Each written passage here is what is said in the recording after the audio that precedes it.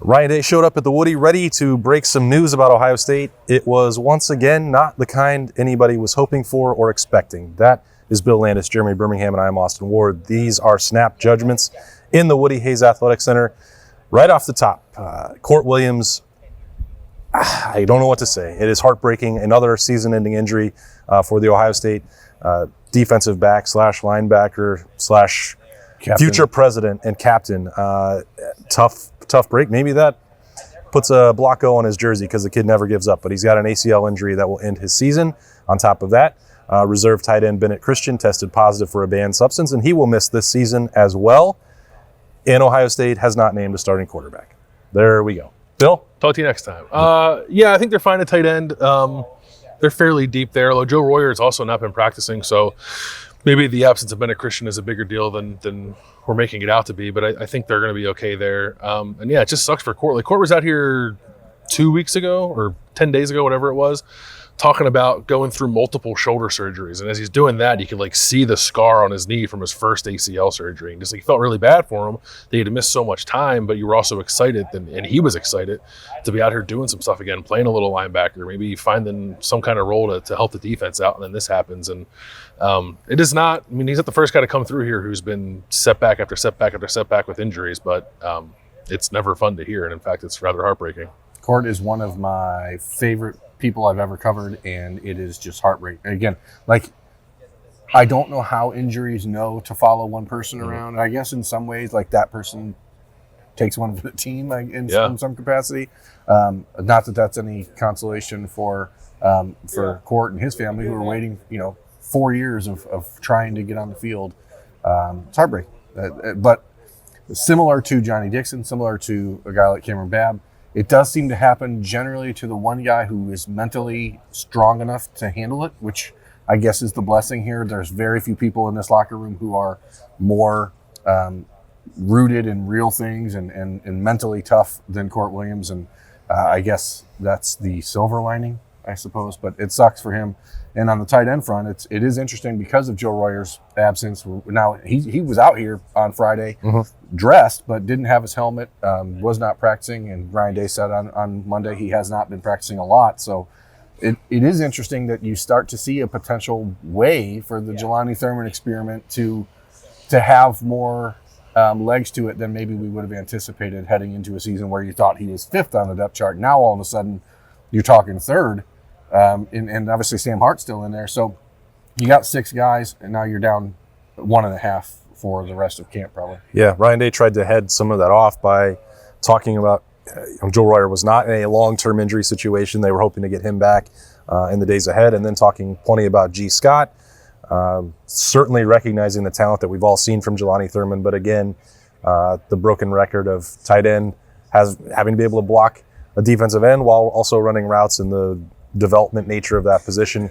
We'll see, but as you said, Berm, at least there is a pathway that is open for him more than maybe we would have projected 2 weeks ago. And it is telling, even in that discussion, that Sam Hart's name was not brought up by Ryan Day. So you think, he was pretty clear Cade Stover is the guy. He said he's going to be a very important part of the offense. But beyond that, I always appreciate when Ryan Day, seasons his words a little bit. He said, G is doing things that we can trust him in some things right now.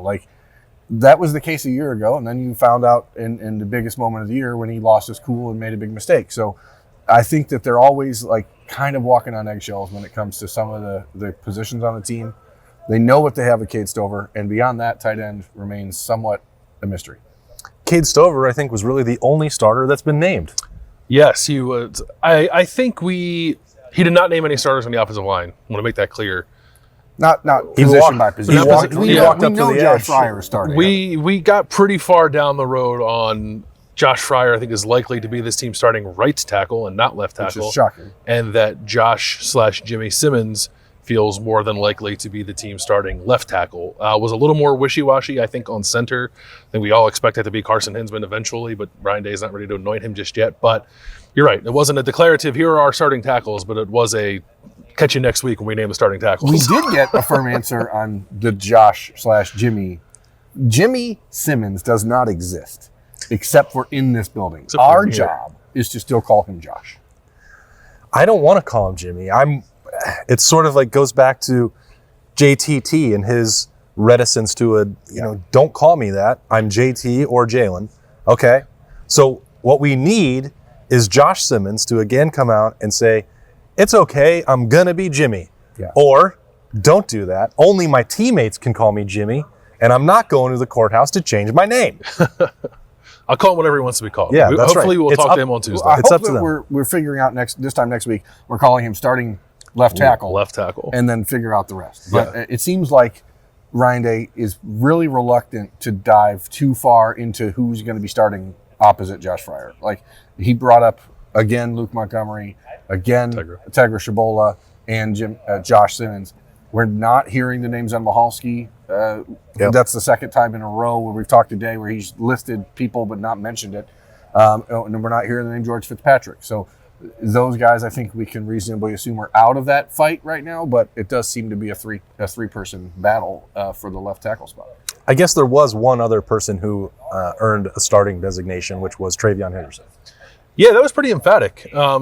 Part of that, I guess, is like Mayan Williams being a little dinged up. Ryan Day said they expect him and Tyleik Williams, for that matter, to be back shortly. So it's not a long-term thing, but there was a delineation between like Trevion has had a great offseason, great camp.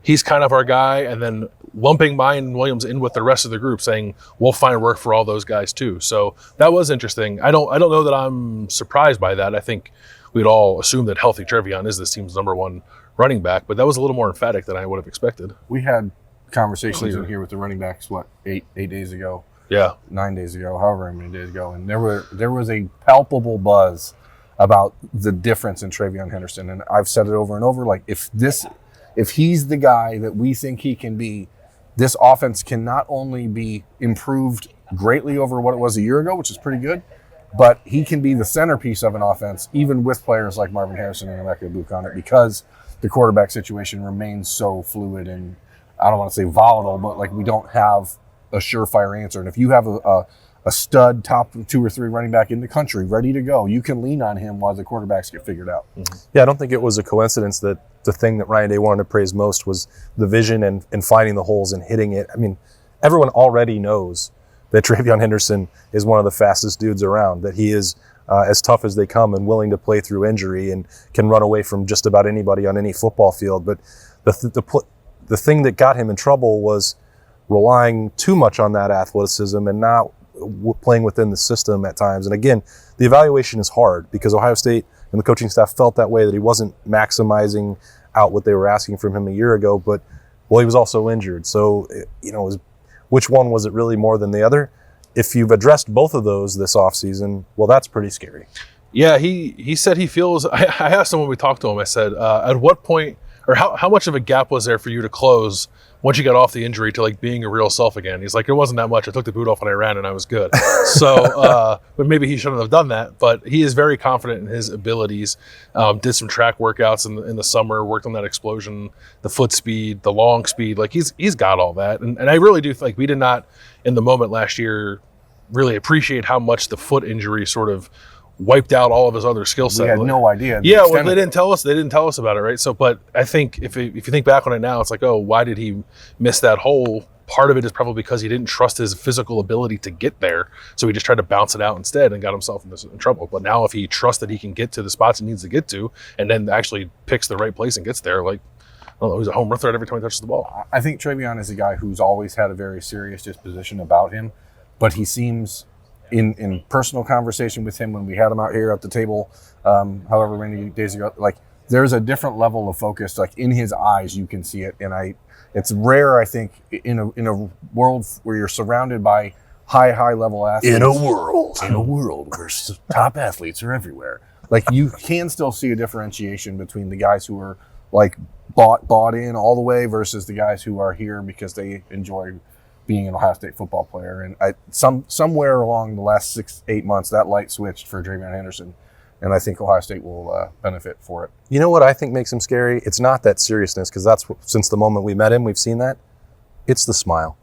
Yeah, it's like he knows something that the rest of the world is about to find in a world. I know Travion. They said Ryan did say like they need to get him to Bloomington, right? They did not ride him a lot in the scrimmage on Saturday. He did, however, mention Evan Pryor. I think it's the second straight time we've talked to Ryan Day. Maybe the first time he was asked about him directly, but 2 times in a row now, Ryan Day has been fairly effusive in his praise of Evan Pryor, which let's do the math here. Got my antennas up a little bit. Antennas, Evan Pryor antennas going up. Okay. Quarterback concerns, Wildcat time.